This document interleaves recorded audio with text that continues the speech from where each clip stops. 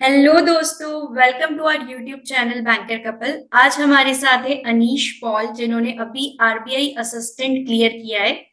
Welcome Anish to our YouTube channel. Thank you, ma'am. Good afternoon. Good afternoon. And Anish के बारे में मैं थोड़ा इंट्रोडक्शन दे दूं कि इन्होंने बीटेक किया हुआ है और ये अभी एट प्रेजेंट टीसीएस में वर्क कर रहे हैं। तो अनीश, आप अपना थोड़ा एकेडमिक क्वालिफिकेशन और कहाँ से आपने स्कूलिंग की, आप कहाँ से बिलोंग करते हैं, एक बार शेयर कीजिए। श्योर। मैंने मैंने वेस्ट बंगाल में मेरा बर्थ है। मैं बचपन से यहाँ पे रहता हूँ। मैं क्लास 10 और 12 एनसी केजरीवाल विद्यापीठ हावड़ा से मैंने अपना स्कूलिंग किया। मैंने 10 में 93% और 12 में 90% मार्क्स ऑब्टेन किया था। उसके बाद मैंने ग्रेजुएशन किया एकेडमी ऑफ टेक्नोलॉजी से, BTech degree electronics and communication engineering. उसके बाद मैं टीसीएस में एक साल काम कर रहा हूँ। आप अभी प्रेजेंटली वर्किंग है? वर्किंग है, पर मैं अभी नोटिस पीरियड में हूँ अभी।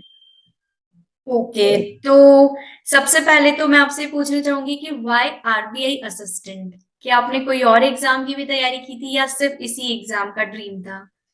नहीं, मैंने जब स्टार्टिंग किया था बैंकिंग में, जब आना, तब मैंने स्टार्ट किया था एसबीआई क्लर्क। मैंने मेन मतलब वो आईबीपीएस क्लर्क, एसबीआई क्लर्क, ये सब मेन फोकस था। तो उसके बाद मैंने और रिसर्च रिसर्च किया, तो उसके बाद मैंने देखा कि आरबीआई में और बाकी सीनियर से भी सुना कि यहाँ पे अच्छा वर्क लाइफ बैलेंस है, 5 डेज वर्किंग है, सैलरी भी थोड़ा सा ज्यादा है। और मैं एक और भी एग्जाम दिया था, ईएसआईसी यूडीसी, उसका फाइनल रिजल्ट अभी अवेटिंग है। तो मैंने यही दो एग्जाम्स दिया था। तो आरबीआई में स्पेशली ड्रीम था, क्योंकि आरबीआई इट्स ब्रांड है एक, तो इसलिए मैंने ये दिया था। और मैंने देखा था कि सैलरी भी अच्छी है, वर्क वर्क लाइफ बैलेंस भी अच्छा है, तो इसीलिए मेनली ये वाला मेरा ड्रीम था। लेकिन जैसे इस एग्जाम में वैकेंसीज काफी कम आती है और आपने हम्म। कोलकाता ऑफिस से निकाला है, तो वहां भी वैकेंसीज कम ही आती है। तो फिर कैसे मोटिवेशन आया कि इतनी कम वैकेंसीज में भी मैं क्लियर कर सकता हूँ? हाँ, मैंने वैसे मोटिवेशन नहीं था पहले, एकदम जब स्टार्टिंग किया था तब तो मैंने जब बेसिक्स क्लियर किया था, उसके बाद मॉक्स देना स्टार्ट किया था, तो तब मेरा बहुत कम मार्क्स आता था, 30, 40, 35, 100 में ऐसे आता था। तो उसके बाद धीरे धीरे धीरे मेरा मैथ्स मतलब बचपन से थोड़ा सा स्ट्रॉन्ग एरिया है, तो मैंने मैथ्स मतलब जो स्ट्रॉन्ग है उसको थोड़ा सा और स्ट्रॉन्ग करके करके मैं वो तब मैंने देखा धीरे धीरे कि मार्क्स बढ़े 70, 80। वो पहले मैंने देखा था कि आरबी असिस्टेंट में प्रीलिम्स में बहुत ज्यादा कट ऑफ जाते हैं, 95, हम्म। 96 ऐसे जाता है। तो मैंने उसके बाद जब नॉर्मली जब एसबीआई क्लर्क का, आईबीपीएस क्लर्क का मॉक टेस्ट देना स्टार्ट किया, तब शुरुआत में तो एकदम बहुत मतलब कम मार्क्स आते थे, 30, 40 ऐसे आते थे। उसके बाद बढ़ते बढ़ते 3 महीना 4 महीना के बाद 80, 85, 90 मतलब पहुंच रहा है। तो उसके बाद मेरे को लगा कि मैं आरबीआई भी मतलब I can go close to it. तो तो आपने मैं कोई 99 कोचिंग ज्वाइन की थी या self study? Self study. Self study मतलब कोई पेड क्लासेस आपने ऑनलाइन भी नहीं ली? नहीं नहीं। ये काफी अच्छी चीज है, क्योंकि कई कल भी जब हम लाइव में थे तो काफी सारे एस्पायरेंट्स यही पूछ रहे थे।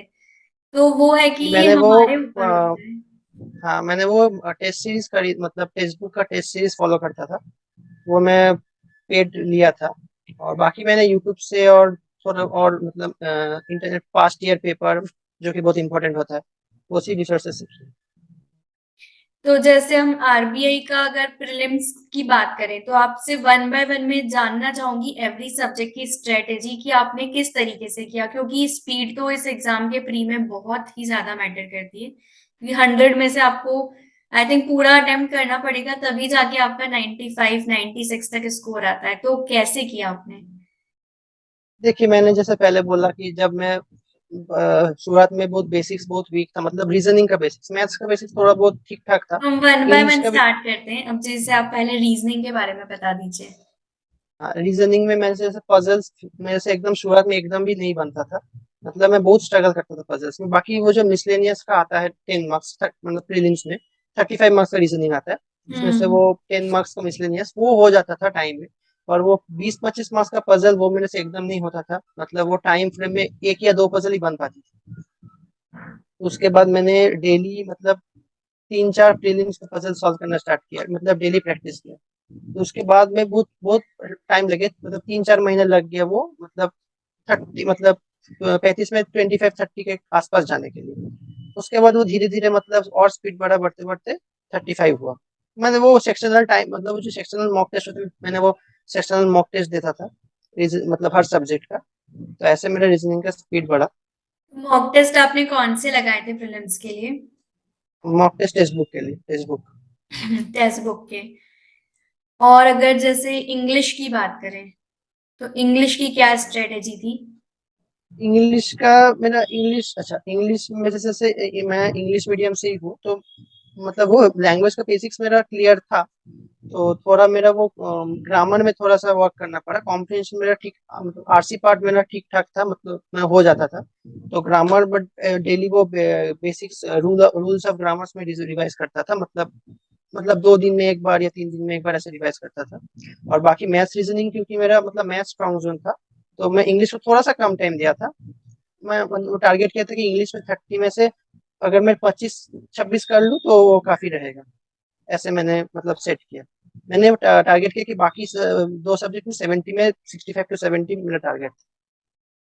ओके। और क्वांट तो आपका स्ट्रांग था, लेकिन अगर मान लो जिनका क्वांट स्ट्रांग नहीं है उतना, तो कैसे उनको क्या करना चाहिए कि वो क्वांट में आरबी असिस्टेंट में स्पेशली अच्छे मार्क्स ला पाए? क्योंकि इंग्लिश तो इजी आता है आरबी असिस्टेंट प्रीलिम्स का, रीजनिंग भी काफी इजी आता है, क्वांट मतलब क्वांट तो इजी होता है, लेकिन मान लो किसी का वीक है, तो उसको हाँ, कैसे करना चाहिए इम्प्रूव?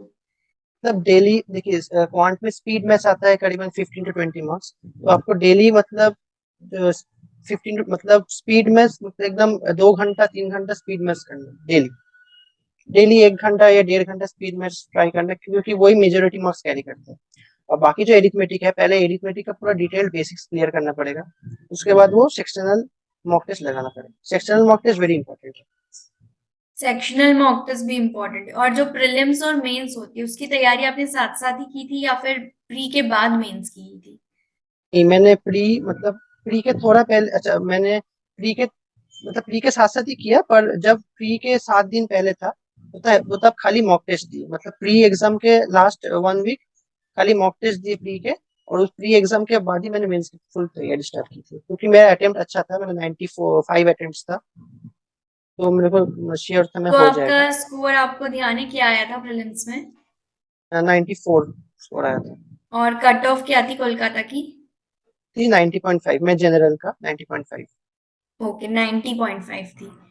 तो ये तो प्रीलिम्स की बात होगी। अब जनरल अवेयरनेस की अगर बात करें, क्योंकि जनरल अवेयरनेस आरबीआई में थोड़ा, जब मैंने अटेम्प्ट दिया था, मैंने लास्ट टू लास्ट दिया था, काफी मुझे डिफिकल्ट लगा था, उसी के कारण मेरा मेंस नहीं निकला था। तो आरबीआई असिस्टेंट के जनरल अवेयरनेस के लिए क्या तैयारी की थी आपने और कितने टाइम तक किया था? जनरल अवेयरनेस जैसे मेरा एग्जाम मई में था, 8 मई को था, तो मैंने जनवरी से अप्रैल पूरा एकदम अच्छे से रिवाइज किया था, लास्ट 4 मंथ्स। और कौन मेरा से एग्जाम में सोर्सेस यूज किया आपने? मैंने मेनली अड्डा 247 का वो जो मंथली पीडीएफ आता है ना, वो वाला यूज मतलब किया था, और टेक्स्ट बुक फॉलो किया था। ओके। टेक्स्ट बुक का वीडियोस कॉन्सेप्चुअली बहुत अच्छा है, पर अड्डा में कंटेंट वाइज अच्छा है। मेरा पर्सनल ओपिनियन। तो ये डेली क्विजेस भी आप करते थे, वीकली भी मंथली भी अड्डा के? हाँ हाँ, डेली तो करता हूँ। जितने भी मान लो अगर सिर्फ कोई अड्डा का कैप्सूल करके जाए, मंथली वाला या वैसा या डेली वाला भी, तो सफिशिएंट होगा? अड्डा का मंथली कैप्शन सफिशिएंट है मेरे ओपिनियन, क्योंकि वहाँ पे सारा कवर्ड भी रहता है। और आप अगर किसी न्यूज को डिटेल में पढ़ना चाहते हो तो वहाँ पे लिंक भी रहता है, तो उस लिंक में जाके आप डिटेल भी पढ़ सकते हैं। ऐसे किया हुआ है इन लोगों का। तो मेंस में इंडिविजुअली आपको मार्क्स याद है या फिर ओवरऑल कितने मार्क्स आए थे आपके? 200 का राउंड होता है ना, 200 का मेंस होता है? 2.75। 152? 32.75। अच्छा, इसमें और ओवरऑल? नहीं, आप टोटल वो पूछ रहे थे ना। हाँ, टोटल 132.75 आया था वन मेरे से। Thirty two point seven five तो काफी अच्छे थे। कट ऑफ कितना अराउंड गया था कोलकाता कट ऑफ का? कट ऑफ बिफोर एलपीटी था 128, और आफ्टर एलपीटी वही वाला मेरा वाला 132.75। अच्छा, एलपीटी के बाद कट ऑफ चेंज हो जाता है? हाँ हाँ। तो एक चीज बहुत सारे एस्पायरेंट्स को कंफ्यूजन है, पहला तो कि प्रीलिम्स और मेंस में कितना गैप मिलता है लगभग? जैसे मेरा प्रीलिम्स हुआ था 26 मार्च को, और मेंस हुआ था मेरा 8 मई को। वो अब सोच लीजिए करीबन 1.5 महीना। अप्रोक्सीमेट प्रीलिम्स डेढ़ के से 2 घंटा। रिजल्ट आने के और मेंस होने में तो आई थिंक 15-20 डेज का ही गैप होता होगा। 10 to 20 डेज। और मेंस के बाद एलपीटी के लिए आपने कैसे तैयारी की? क्योंकि बहुत कंफ्यूजन होता है एलपीटी के रिगार्डिंग। अभी आप देख रहे हैं कि बहुत सारे ऑफिसेस के रिजल्ट भी नहीं आए। तो एलपीटी में आपने कैसे तैयारी की थी और वहां क्या क्या क्वेश्चंस आए थे? जैसे देखिए, मैं तो बंगाली हूँ, तो हम लोग का कोलकाता में लोकल रीजन बंगाली है, तो एलपीटी एलपीटी की तैयारी करने में उतना मेरा प्रॉब्लम नहीं हुआ। हम्म। तो मेरा 10-12 में भी बंगाली था, और क्वेश्चंस वो कॉम्प्रिहेंशन टाइप क्वेश्चंस आए थे। एक नॉवेल का पार्ट आया था, रविंद्रनाथ टैगोर का एक नॉवेल का पार्ट आया था। तो उसमें से 5 क्वेश्चंस दिए गए, 20 मार्क्स ईच, 100 मार्क्स, और पासिंग मार्क्स 40 रहते हैं हमेशा। अच्छा, 40। क्वालिफाइंग। हाँ। तो कितने टोटल कितने मार्क्स का हुआ था एलपीटी? 100 मार्क्स। उसमें से 40 लाने थे। एलपीटी तो क्वालिफाइंग है। हाँ। 40 जस्ट पासिंग मार्क्स उठाना है। ओके, तो एलपीटी का जो रिजल्ट आता है उसके बाद फिर कट ऑफ जो है मेंस का वो इंक्रीज हो जाता है। हाँ। और एलपीटी और मेंस में कितना गैप था? मैं एलपीटी में से मेंस हुआ था 8 में, एलएलपीटी हुआ था 28 जुलाई, 2 से 2.5 महीने। 2 से काफी सफिशिएंट टाइम। अगर मान लो किसी को लैंग्वेज नहीं आती, क्योंकि कई बार हम दूसरे ऑफिस से अप्लाई करते हैं, तो क्या वो कर सकते हैं? आपके ऑफिस में ऐसे लोग थे जिनको जो उधर से नहीं थे लेकिन उन्होंने वहां से फॉर्म फिल किया? से लोग नहीं थे। नहीं थे ना कोलकाता में, क्योंकि वैकेंसीज काफी कम आई थी। हाँ, सबसे कम जम्मू की, उसके बाद ही कोलकाता की सबसे कम। कितनी अराउंड वैकेंसीज थी? 6। 26? ओके, बहुत कम वैकेंसीज थी। तो आपने काफी मतलब इसमें बहुत ज्यादा चाहिए, स्पेशली प्रीलिम्स। मुझे ऐसा लगता है कि अगर इसका प्रीलिम्स निकल गया तो मेंस में उतनी डिफिकल्टी नहीं आती। हाँ वही, और मेंस में जीए हमेशा गेम चेंजर होता है। मैंने हाँ। ये देखा है। इस बार का जीए का लेवल कैसा आया था? इस बार का जीए भी टफ आया था। इस बार का जीए में 2021 से भी करंट अफेयर्स आया था। मतलब फिनेंस रिलेटेड 2021 करंट अफेयर्स बहुत आया था। और मेरे को मैंने वो रिवाइज करके नहीं, मेरा जीए में 19 अटेम्प्ट्स थे, बहुत कम थे। तो मैं एक्यूरेसी के साथ किया, इसलिए मेरा वो निकल गया। ओके। मेरा वो 2022 का करंट अफेयर्स मैंने मतलब अच्छा से किया था, पास्ट ईयर का नहीं किया था, इसलिए वो वाला थोड़ा सा दिक्कत हुआ, वो वाला मतलब पार्ट में। 40 में से आपके 19 ही अटेम्प्ट्स थे जीए में, और हाँ, स्कोर भी पूरा 19 आए थे? पूरा मतलब 19। 100% एक्यूरेसी? तो आप क्या सजेस्ट करेंगे फिर, एक्यूरेसी कितनी मैटर करती है? एक्यूरेसी तो बहुत मैटर कर, जैसे मैंने अटेम्प्ट्स किए थे 146 200 में। तो मेरा थोड़ा सा वो इंग्लिश, कंप्यूटर और मैथ्स, रीजनिंग में दो दो करके गलत हो गया था, मतलब 6-7 क्वेश्चंस गलत हो गया था। तो एक्यूरेसी तो बहुत मैटर करती है। अगर आपको मतलब ये नहीं, ऐसा नहीं कि मतलब बहुत ज्यादा अटेम्प्ट करना है, पर आप जितना अटेम्प्ट कर रहे हो वो एक्यूरेसी के साथ करो। हाँ, वो इम्पोर्टेंट है। स्पेशली प्रीलिम्स में, क्योंकि वहाँ पे शिफ्ट वाइज होता है, तो आप अगर हम्म। एक्यूरेसी से करोगे तो आपका नॉर्मलाइजेशन में मार्क्स भी बढ़ेगा। एक्यूरेसी के एक्स्ट्रा मार्क्स भी मिलते हैं अगर नॉर्मलाइज्ड हो जाता है तो। हाँ। तो जैसे जनरल अवेयरनेस की अगर हम ये बात करें, आपने सिर्फ एक सोर्स फॉलो किया और 19 ही आप अटेम्प्ट कर पाए, तो आपको ये नहीं लगा कि मैं कुछ और जगह से अगर पढ़ता तो शायद मैं ज्यादा अटेम्प्ट कर पाता? लगा था। और मैंने तो पास्ट ईयर का सितंबर अक्टूबर से आया था, पर मैंने तो वहाँ पे ध्यान ध्यान नहीं दिया था। कुछ कुछ क्वेश्चंस आए थे वहां से, पर मैंने मतलब कौन मतलब वो अटेम्प्ट नहीं कर पाया, क्योंकि मैं कंफ्यूज था। मतलब मैं एक्स्ट्रा अटेम्प्ट मतलब नहीं किया, ताकि गलत ना हो जाए, इसीलिए। तो आपका जैसे आप ऑलरेडी वर्किंग थे, तो आपका डेली रूटीन क्या होता था? कैसे आपने टाइम मैनेज किया इस एग्जाम की तैयारी करने के लिए? कितना टाइम आप डेली देते थे? Daily approximate 8 to 9 hours. और मेरा ऑफिस रहता, तो क्योंकि मेरा जनरली वर्क फ्रॉम होम था, हम लोग आईटी सेक्टर में। ओके। तो जनरली मेरा 10 से 5, 5:30 बजे होता था, उसके बाद 6 से 11 तक रात को। और उसके बाद सुबह 7 से 9, ऐसे टाइप, मतलब डेली 7-8 घंटा, और अगर छुट्टी की थी तो 10 घंटा। मतलब आपने दस काफी बार ज्यादा टाइम दिया जॉब के साथ भी। हाँ। तो बहुत सारे लोग ऐसे होते हैं जो जॉब में होते हैं, तो उनको आप क्या सजेस्ट करेंगे कि क्योंकि हर बार हमें वो मोटिवेशन नहीं आ पाता कि हम यहाँ भी काम करें और फिर पढ़ाई भी करें, तो क्या मतलब कैसे मैनेज करना चाहिए? देखिए, कुछ कुछ जॉब में तो बहुत प्रेशर रहता है, बहुत सारा टाइप का जॉब रहता है। तो अगर मतलब ऐसे फेस जाते हैं जी, हम लोग कुछ जॉब के चक्कर, मेरा भी ऐसे गया था, मतलब जॉब के चक्कर में इतना प्रेशर था कि मतलब एक फेज आता मैं कुछ पढ़ाई नहीं कर पाते थे। तो उस दिन मतलब कंसिस्टेंट रहना ज्यादा इंपॉर्टेंट है। आप अगर मतलब टाइम नहीं निकाल पा रहे तो 1 घंटा है कहीं से भी निकालो, एक पजल या 2 पजल सॉल्व करो, 2-3 स्पीड मैथ्स करो और इंग्लिश थोड़ा सा देख लो, बस इतना। मतलब थोड़ा सा टाइम डेली निकालना ही। मतलब आप अगर, मैंने ये देखा है, 2-3 दिन अगर गैप दे दिए किसी के चक्कर में तो फिर आपको वापस से वो मोमेंटम गेन करने में बहुत टाइम लग जाता है। हम्म। वापस 2-3 दिन लग जाते हैं, यहाँ पे बहुत टाइम वेस्ट होता है। तो आप अगर जॉब के प्रेशर में भी अगर आधा घंटा, 40 मिनट, 1 घंटा टाइम निकाल के अगर एक एक पजल या 2 पजल कहीं से भी कर ले पा रहे हो तो मतलब मतलब ठीक है, आप ट्रैक में हो, मतलब को मोमेंटम लॉस नहीं होगा। तो अभी आपने आरबीआई असिस्टेंट के साथ कोई और एग्जाम्स भी क्लियर किए या ये फर्स्ट एग्जाम थी आपकी? ये मेरा फर्स्ट एग्जाम, और मैंने आपको बोला ESIC UDC उसका हम्म। रिजल्ट अवेटिंग है। और उसमें भी चांसेस है क्योंकि उसमें मेरा मार्क्स, मतलब मेंस का मार्क्स अच्छा है, तो उसका फाइनल रिजल्ट अभी तक नहीं आया। तो जैसे हम एसबीआई पीओ आपने दिया है? नहीं नहीं, मैंने नहीं दिया। मैंने यही दो फर्स्ट एग्जाम अच्छा, अभी आपने स्टार्ट की थी प्रिपरेशन? स्टार्ट किया था दिसंबर से। दिसंबर से आपने स्टार्ट किया था और मई में मार्च में था ना एग्जाम प्रीलिम्स इसमें का? था। मतलब 2 to 3 मंथ्स में अगर हम अच्छे से डेडिकेट होके करें तो हो सकता है। हाँ, आराम से। पर कंसिस्टेंट एवरीडे आपको थोड़ा सा, अगर थोड़ा सा भी अगर टाइम दिए एवरीडे तो हो सकता है बिल्कुल। तो जैसे अगर न्यूज़पेपर रीडिंग की बात करें, बहुत सारे लोगों को लगता है कि वो इंग्लिश इंप्रूव करने के लिए न्यूज़पेपर रीडिंग जरूरी है, एडिटोरियल जरूरी है, तो वो सब कितना इम्पोर्टेंट रोल प्ले करते हैं?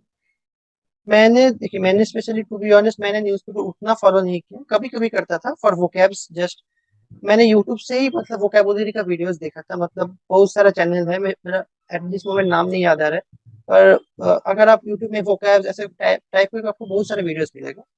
क्योंकि मेरे को ना मतलब सुनने से ज्यादा मतलब मेरा कान मतलब अच्छे से याद रहता है, इसीलिए मैंने वो वीडियो लेक्चर्स फॉलो करता था। मैंने मतलब वो पढ़ के स्टैटिक मतलब बस नहीं होता था। बहुत बहुत जन का होता है, तो उन लोगों के लिए न्यूज़पेपर रीडिंग काफी अच्छी होगी, क्योंकि आप वो मार्क करके आप मीनिंग्स निकाल के आप रिवाइज कर सकते हो। हाँ, वो है, वो इम्पोर्टेंट है। तो ये आरबीआई असिस्टेंट जैसे गवर्नमेंट जॉब है, आप अभी प्राइवेट सेक्टर में, तो स्पेशली जो लोग प्राइवेट सेक्टर में हैं तो कई बार उन्हें लगता है कि ये ज्यादा अच्छा, जैसे अभी आपका वर्क फ्रॉम होम है, हाँ, तो फिर आप क्यों मतलब इस इजी रूटीन को छोड़ के, मतलब क्या मोटिवेशन आएगा कि आप ये आरबीआई असिस्टेंट ज्वाइन करें? क्योंकि सैलरी भी आई थिंक ऑलमोस्ट सिमिलर ही होती है। मेरा आरबीआई सैलरी असिस्टेंट में मेरा उतनी ज्यादा सैलरी नहीं है, ग्रेड बी में जरूर है, लेकिन असिस्टेंट की नॉर्मल सैलरी है। हाँ, पर मेरा अभी जो सैलरी है उससे बहुत ज्यादा है, मतलब 1/3। आरबीआई असिस्टेंट का 1/3 करीबन ऐसा टाइप का सैलरी है। तो अच्छा, मतलब मैं इससे ज्यादा फ्रेशर। है? हाँ, तो इसे उसी कंपटीशन से ज्यादा अच्छा है। और मेरा मतलब आईटी का जॉब टाइप्स, वर्क कल्चर उतना मतलब अच्छा नहीं लगता था, तो इसलिए मैंने बैंकिंग में आने का सोचा है। और इसीलिए मतलब वो वर्क टाइप होता है, मतलब अलग अलग प्रोजेक्ट्स में नया टेक्नोलॉजी, मतलब उसमें थोड़ा दिक्कत होता था, इसलिए मैंने शिफ्ट किया अपना लाइन। तो आपका क्या रिएक्शन था जब आपने फाइनल रिजल्ट में आपका नाम देखा, आपका रोल नंबर देखा? तो क्या रिएक्शन था आपका, आपकी फैमिली का? बहुत अच्छा लगा उस दिन, मतलब एक्सपेक्टेड नहीं था मतलब कि होगा फाइनल तक। मेंस तो जरूर क्लियर किया था, पर फाइनल में नाम आएगा उतना मतलब एक्सपेक्टेशन नहीं था, पर मतलब बहुत अच्छा लगा जब सबका रिएक्शन ही बहुत अच्छा था। तो अभी आपकी ज्वाइनिंग नहीं आई है, ज्वाइनिंग में टाइम है? नहीं, आ गई मेरी। आ गई? तो आपको, आपने कोलकाता से भरा था तो कोलकाता ही आपको ऑफिस मिला होगा? हाँ नहीं, वो पोस्टिंग पहले 14 डेज का बेसिक ट्रेनिंग होगा, उसके बाद पोस्टिंग मिलेगा आइदर कोलकाता या गैंगटॉक। गैंगटोक क्योंकि भी हम लोग इसमें इंक्लूडेड है? है 26 में, 6 गैंगटॉक और 20 कोलकाता। ओके, तो वो मेरिट लिस्ट के अकॉर्डिंग प्रेफरेंस देते होंगे? मेरिट लिस्ट के ऊपर। Okay okay. तो आप एट लास्ट क्या एडवाइस देना चाहेंगे, क्योंकि आरबीआई असिस्टेंट एग्जाम अभी आएगा, मे बी थोड़ा लेट हो सकता है क्योंकि जब तक सारे ऑफिसर्स का रिजल्ट डिक्लेयर नहीं होगा तब तक नेक्स्ट नोटिफिकेशन आने में। लेकिन अब अगर कोई सिर्फ आरबीआई असिस्टेंट भी फोकस करे, बाकी एग्जाम्स तो आती है लेकिन ये अपने आप में एक अलग एग्जाम है, इसकी जॉब काफी अच्छी है, तो क्या एडवाइस देना चाहेंगे? कि आप स्पेशली प्रीलिम्स के लिए तो आपको स्पीड तो जरूरत मतलब मोस्ट इम्पोर्टेंट है। तो पहले पहले तो स्पीड एकदम नहीं आएगा, तो आपको मतलब डेली अगर 30-40 मार्क्स है तो आपको मतलब डिसहार्टन होने की जरूरत नहीं है। मतलब आपको मतलब प्रैक्टिस करे जाना, स्पीड मैथ्स, मतलब डेली थोड़ा थोड़ा टाइम देना है। आपको टाइम लग सकता है, अभी से अगर प्रिपरेशन कोई स्टार्ट करेगा तो 4-5 मंथ्स इनफ है प्रीलिम्स क्रैक करने के लिए। बस आपको कंसिस्टेंट रहना है, बस मतलब कंसिस्टेंसी से ज्यादा, कंसिस्टेंसी और प्रैक्टिस से ज्यादा कुछ नहीं है। और मेंस की अगर बात करें तो कुछ एक्स्ट्रा एफर्ट्स लगाने चाहिए? मेंस में वही मतलब सेक्शनल मार्क्स जरूरत है पहले। आप मैं जो करता था मतलब कुछ कुछ चैनल्स में जाके मतलब अलग अलग चैप्टर्स में वीडियोस देखता था, मतलब मेंस लेवल क्वेश्चन अलग अलग करके सॉल्व करता था। तो उसमें जब स्पीड आ जाता था उसके बाद मैंने वो सब्जेक्ट के ऊपर सेक्शनल मार्क्स लगाता था, और उसके बाद एकदम फाइनल मतलब फुल मार्क्स लगाता था। कंप्यूटर नॉलेज जैसे आता है आरबीआई असिस्टेंट में 40 मार्क्स का, तो उसके लिए मैंने वो पीडीएफ, गाइडली का पीडीएफ फॉलो किया था। और स्पेशली मैथ्स रीजनिंग के लिए और जीए के लिए तो अलग अलग मंथ वाइज, जैसे जीए के लिए अलग अलग मंथली पहले पढ़ लिया, पहले वीकली, उसके बाद मंथ एक बार रिवाइज कर लिया। जितने बार जीए रिवाइज हो उतने अच्छा है मतलब। और मैथ्स रीजनिंग के लिए पहले बेसिक्स देख के मतलब वो अलग अलग वीडियो से प्रैक्टिस करके उसके बाद सेक्शनल मार्क्स थे। और जो मेन मॉक्स थे, एक चीज मैं पूछना भूल गई आपसे कि मॉक टेस्ट आप डेली कितने लगाते थे? प्रीलिम्स के लिए मैंने जैसे एग्जाम के पहले मतलब एग्जाम के 1 या 2 वीक्स पहले तक मैंने डेली 4-5 मॉक्स लगाता ही था प्रीलिम्स के लिए। एनालिसिस भी कर लेते थे आप उसी दिन? हाँ हाँ, मतलब चार चार से से पाँच पांच मॉक्स लगाना इम्पोर्टेंट है प्रैक्टिस करने के लिए। और एनालिसिस भी बहुत इंपॉर्टेंट है, आप कहाँ मिस्टेक कर रहे हो उसको वापस से सॉल्व करना, उसको करेक्ट करना, ये भी इम्पोर्टेंट होता है। और अगर मेंस की बात करें तो मेंस के मॉक टेस्ट का क्या फ्रिक्वेंसी होना चाहिए? में थोड़ा कम होता था मेरा मेंस में, 2 दिन में एक या 2 दिन में एक ऐसा होता था। One okay. से 1 मॉक टेस्ट इन 2 डेज ऐसा होता था, कम होता था कंपेरेटिवली, क्योंकि वो थोड़ा लेंथ मतलब ड्यूरेशन भी ज्यादा होता है ना मेंस का, 2.5 घंटा, हम्म। इसीलिए थोड़ा सा कम होता था। तो अगर हम पर आरबी असिस्टेंट में अगर प्रीलिम्स और मेंस की बात करें तो आपको क्या लगता है ज्यादा डिफिकल्ट क्या क्रैक करना है? आरबीएस मेंस या प्रीलिम्स में से मतलब हाँ, प्रीलिम्स एग्जाम या मेंस ज्यादा क्या ज्यादा डिफिकल्ट है क्रैक करना? ये डिफिकल्ट थोड़ा सा रहा था मेंस, क्योंकि प्रीलिम्स मेंस। में मेरा स्पीड अच्छा बन गया था, क्योंकि मैं कॉन्फिडेंट था प्रीलिम्स में मेरा हो जाएगा। मेंस मेरे लिए थोड़ा डिफिकल्ट था क्योंकि वो पे जीए था, मेरा जीए थोड़ा सा वीक था, और कंप्यूटर भी थोड़ा सा मतलब रिवाइज मतलब रिवीजन थोड़ा सा ठीक ठीक से नहीं हुआ था, लास्ट मोमेंट में किया था मैं कंप्यूटर का। तो मेरे लिए मेरे पर्सनल ओपिनियन में मेरे को मेंस अच्छा मतलब थोड़ा सा टफ लगा था, क्योंकि वहाँ पे रीजनिंग के भी अच्छे टफ लेवल के क्वेश्चंस आए थे, कुछ कुछ रीजनिंग के। अच्छा, तो बाकी इसके मेंस के लिए सोर्सेस क्या फॉलो किए थे आपने? मेंस के लिए वही सेम टेक्स्ट बुक अड्डा, यही टेक्स्ट दो बुक ही और फॉलो। अड्डा मॉक टेस्ट भी इन्हीं दोनों के? हाँ, मॉक टेस्ट टेक्स्ट बुक के, टेस्ट बुक। क्योंकि टेक्स्ट बुक का मॉक टेस्ट का एक अच्छा है मतलब वहाँ पे एक फुल एग्जाम लेवल क्वेश्चंस मिलता है। अड्डा में थोड़ा सा हाई लेवल पे रहता है, मतलब बहुत हाई लेवल रहता है, और टेक्स्ट बुक में फुल एग्जाम लेवल रहता है। तो थोड़ा सा कुछ मोटिवेशन दे दीजिए हमारे जो भी नेक्स्ट आरबीआई वाले हैं उनको।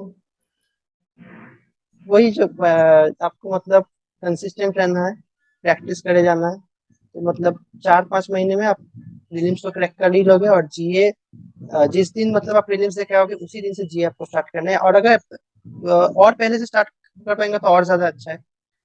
जीए का लास्ट 5 to 6 मंथ्स पढ़ना इंपॉर्टेंट है, 5 to 6 मंथ्स पढ़े हैं तो आप सेफ साइड में हो, तो बस नहीं। और बाकी सब तो रीजनिंग मैथ्स जैसे डेली पजल, मेंस का एक पजल डेली या 2 पजल डेली, ऐसे आपको रेगुलर बेसिस में सॉल्व अभी मतलब। तो thank you so much Anish हमारे चैनल पे आने के लिए, क्योंकि अभी बहुत कम ऑफिसर्स का रिजल्ट आया है। हम काफी टाइम से चाह रहे थे कि किसी जो सिलेक्टेड कैंडिडेट है उनके साथ इंटरव्यू लेके थोड़ा शेयर करें हमारे भी जितने भी सब्सक्राइबर्स हैं उनको, क्योंकि ये एग्जाम मतलब बहुत अच्छी जॉब है आरबीआई असिस्टेंट की। मेरे भी काफी सारे फ्रेंड्स हैं। तो ये जॉब अपने आप में एक अच्छी जॉब है, और आप ईएसआईसी यूडीसी से तो आई थिंक ये वाला, आप अगर उसमें भी सिलेक्शन होता है तो फिर क्या चूज करेंगे आप? आरबीआई ना, वो तो क्योंकि ईएसआईसी भी डबल है, सो अच्छा है। यूडीसी में थोड़ी सी सैलरी कम है, लेकिन फिर भी congratulations Anish once again for clearing this exam and thank you thank so you so much. Much.